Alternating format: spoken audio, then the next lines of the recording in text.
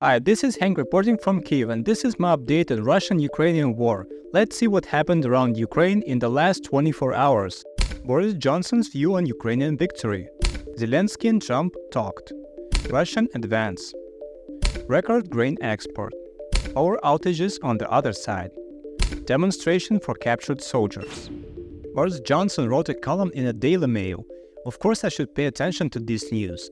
You've probably already heard from the big news sources, so I'll just add a little bit of how I understand this. I certainly like Boris Johnson. He's one of our main allies from the very beginning of the full-scale invasion and has certainly done a lot for Ukraine. Boris Johnson is one of the few people who has such authority for Trump and is our ally at the same time. As far as I understand, Trump and Johnson communicate on approximately equal level. Despite the fact that Johnson is not the head of government today, he clearly has a solid political weight. Please understand correctly, I'm not saying that as an expert, but as a person who studies the situation. I'm an expert in photography, not in politics or military. So what's interesting to me from Johnson's statement? The first, this is a direct quote. Whatever some of Republicans may have said about Ukraine in the past, I believe that Trump understands the reality, that a defeat for Ukraine would be a massive defeat for America. It's not just about the extension of freedom and democracy, those cardinal American values, and the enslavement of the Ukrainian people, though that result would be grim in itself. It is about the long-term consequences of a Putin's victory, the world. If Putin wins in Ukraine, he of course won't stop there. This is not intimidation that the terrible Putin will come and take over America, of course. This is an emphasis of the fact that Russia is shaking the global balance and the world is now very interconnected. Remember the collapse that occurred when Taiwan could not produce enough microchips due to the COVID. America got into problems because of these chips alone. Imagine how many resources, technologies and things depend on this war. Johnson correctly emphasizes what is beneficial for America, namely not allowing Putin to win the criminal war. If the bad guys can win, then what should the world believe in?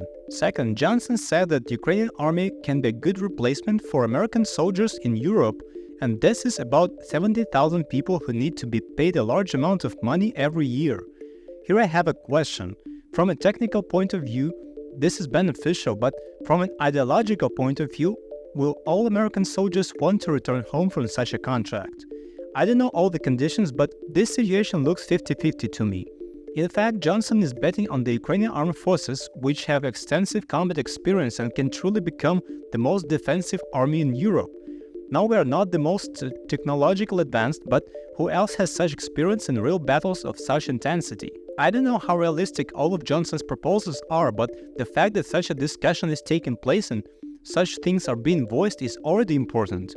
As I understand it, the main thing is for the processes to proceed, and there will always be changes of plans along the way. Let the process go. I will leave a link to the original article under this video.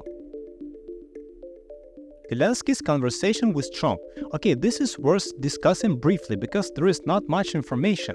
I don't like to discuss who said what to whom, but this is an important event and it only exists in this form. So Zelensky's speaker Sergei Nikiforov said, Trump said a very interesting thing. This is his signature quote.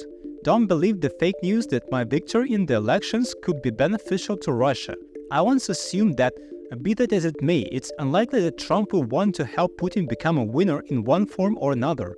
But if Trump sees the opportunity to become a winner himself in a situation where there is a war that began while he was not in power, that is to benefit from other people's problems, this is real. I'm not saying to become a winner in someone else's war, but in a situation where there is someone else's war going on and Trump can benefit. You know that he needs his own benefit first of all. The former US president called the conversation very good and promised to put an end to a war that has cost so many lives and devastated countless innocent families. This sounds optimistic. The only question is who will pay for the war. This is the only important question, really. In any case, the war will stop someday. Destroyed cities, infrastructure, broken destinies, countless injured and killed people. Who will be built? Ukraine, which lost so much, or Russia, which started this war? Just imagine a situation when someone says, okay, you lost hundreds of thousands of people killed and wounded, but you know, let's give Russians your land, they like it and they want to take another 2 million of your people at the occupied territories into slavery. This will never work. I won't guess what Trump will do if he becomes president. I just hope that he understands that the benefits of maintaining America's status quo as the world leader of democracy are much more valuable than the cost of 30 years old missiles and Bradleys that are gathering dust in warehouses.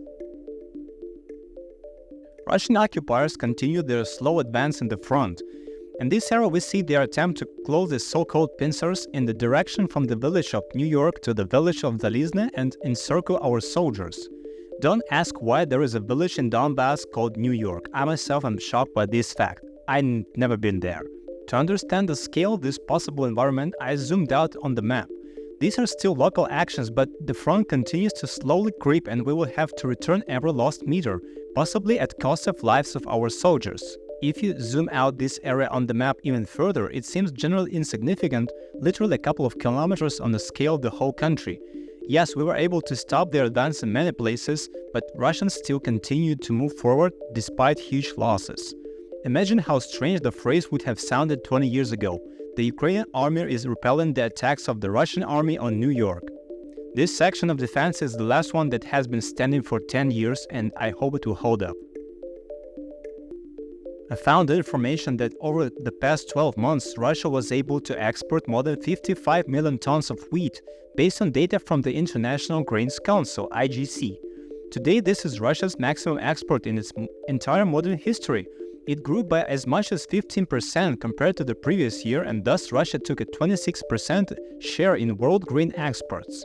This also contains Ukrainian grain stolen from our elevators at the occupied territories. I remind you that approximately a quarter of Ukrainian lands are now occupied and we are losing a huge amount of crops over this war. Our combine operators now work in the fields wearing body armor and some are dying from anti-tank mines. Grain farming is probably one of the most peaceful professions, and this is what it turned into. Thus, Russia advanced Ukraine in the world grain market.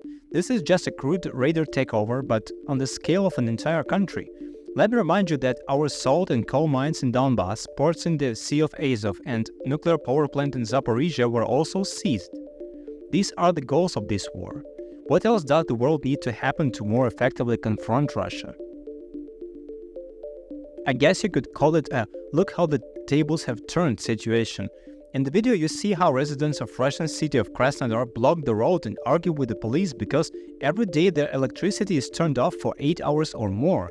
There are no clear shutdown schedules, support services do not work, and they do not like the fact that kindergartens and hospitals doesn't work.